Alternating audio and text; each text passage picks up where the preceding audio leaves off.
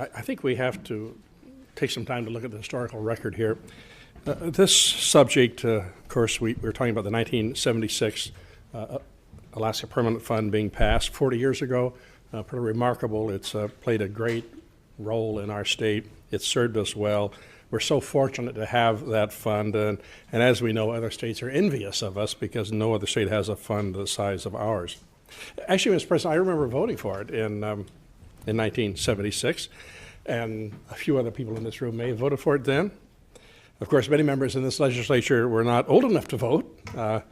In fact, if you could only have voted if you are at least pushing 60 today. Otherwise, those of you born after 1958 could not have voted. And all I can say to you is, lucky you to have this check in the mail on a regular basis. It's important to go back 4 decades and think about this. Recall what was happening. Recall what Alaskans thought when we went to the polls.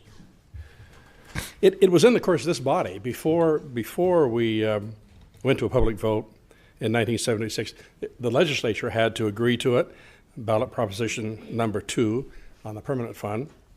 The vote in this body was 18 yeas and 1 nay. The vote in the other body was 36 yeas, 1 nay, so certainly well supported by the legislature. There's a summary of the proposition that clearly states that the income of the fund would be deposited in the general fund of the state and available to be appropriated by the state.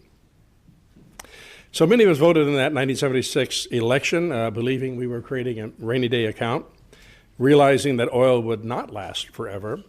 And when oil was gone, the permanent fund would be there to help us pay for government. Now, there are, of course, others today who tell us that, who claim that the permanent fund was never intended to be touched, that it was only to be used for dividends. Those claims, to my mind, Mr. President, are really not quite true, as many of us remember exactly what we intended when we passed that amendment to the Constitution. The Alaska State Chamber of Commerce actually wrote the statement in the Voters' Manual in favor of Proposition 2, and they really said that Alaskans should support the establishment of a permanent fund. And if I could read, Mr. President, from... Go right ahead. This is from the Chamber of Commerce. The Alaska State Chamber of Commerce said in the Voters' Manual, quote, just as a wise and prudent family sets aside money in a savings account for the future, so should Alaska's state government set aside a rainy day fund to benefit this and future generations of Alaskans. Alaska stands on the brink of unprecedented prosperity. No one argues that these non-renewable resources will last but for a few decades. Similarly, no one should fail to recognize that in those years ahead, the cost of state government will continue to spiral upwards. Now is the time to ask ourselves the question, when the oil and gas is depleted, where will the funds to feed our giant government come from? The answer is the permanent fund. And those were the comments of the Alaska State Chamber of Commerce supporting this proposition. So, Mr. President, if you voted to establish the fund in 1976, you could not help but know that it was for rainy days. The second point I'd like to make is found in a memo from Governor Hammond to Senate President Clemtillion in 1979. He wrote, a minimum of 25% of earnings, a minimum of 25% of earnings would be returned to Alaskans. Hammond felt that 50% should go to the general fund, 50% to specific programs, including dividends to Alaskans, again, at a minimum of 25% of earnings. Two very important points, I think, but I'd like to back up and put these events in perspective. All of this occurred right after the North Slope oil started to flow through the pipeline. The permanent fund was created to put 25% of that oil money into a dedicated fund for future generations. Because at some point we'd no longer have oil resources. Hammond called it an inviolable trust fund. And the results of that vote, as we've heard earlier, it was 66% yes, 33% no, roughly 75,000 votes in favor, 38,000 votes against. Now remember, this was at a time the legislature was being widely criticized, heavily criticized. We had received $900 million in bonus payments when we leased out our oil fields in Prudhoe Bay, and that was used very quickly. We were criticized for using it too quickly. Our for our our former legislators, and some say improperly for using that money.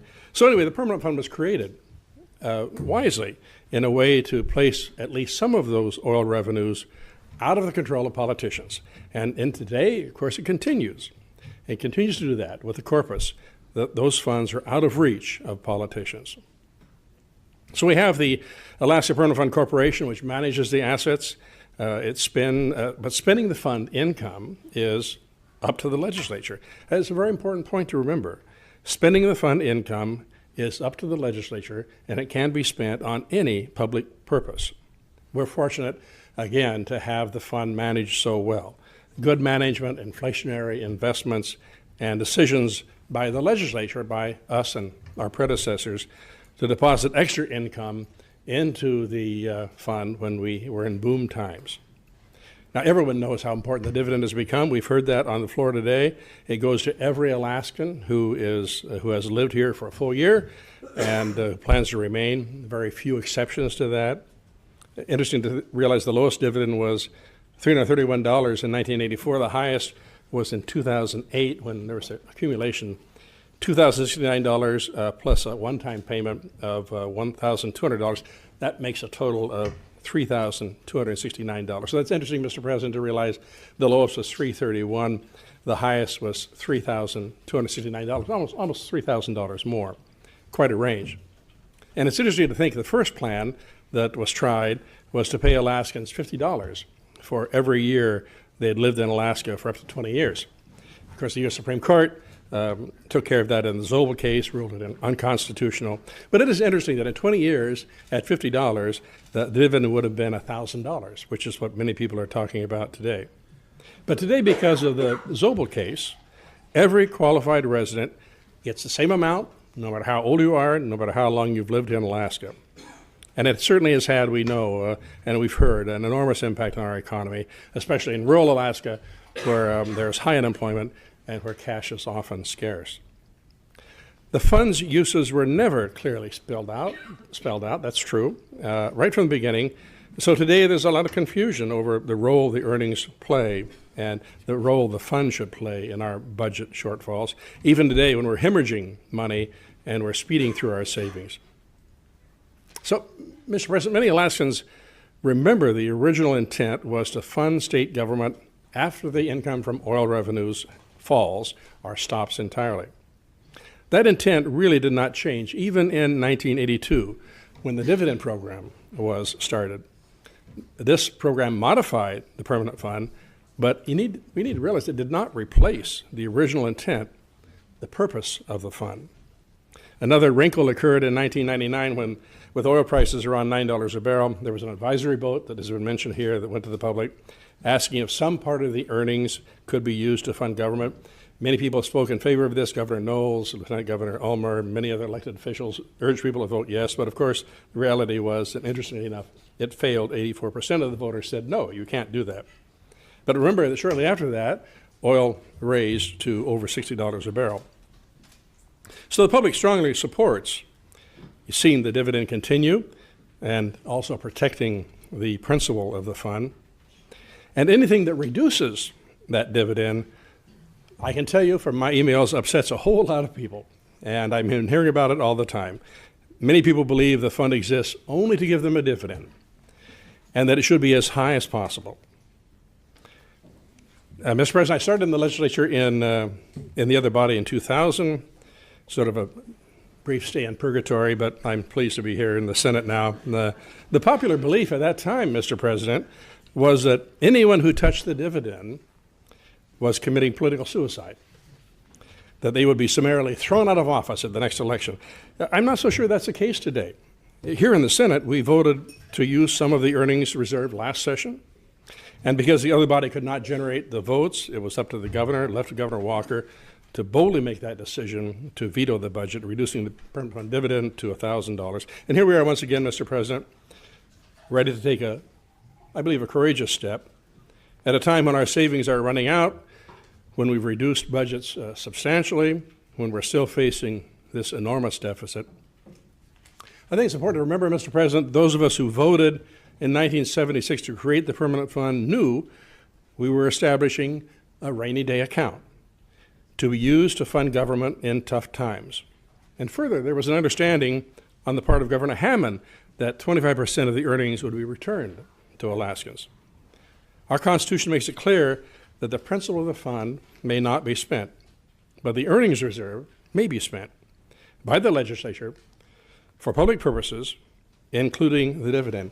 I'd like to share with you something I just received, actually from my seatmate, and it's pretty interesting to realize her grandfather, as you well know, Mr. President, was chairman of the Board of Trustees, Elmer Rasmussen, for many years.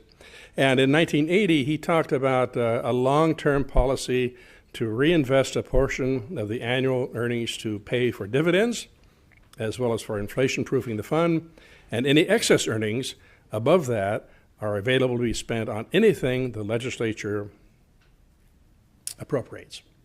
And a further comment I'd make is that we've struggled through a boom and bust economy for all of our history here in Alaska, but Elmer Rasmussen and others made it clear that earnings from the permanent fund should help level the peaks and the valleys of Alaska's traditional boom and bust economy.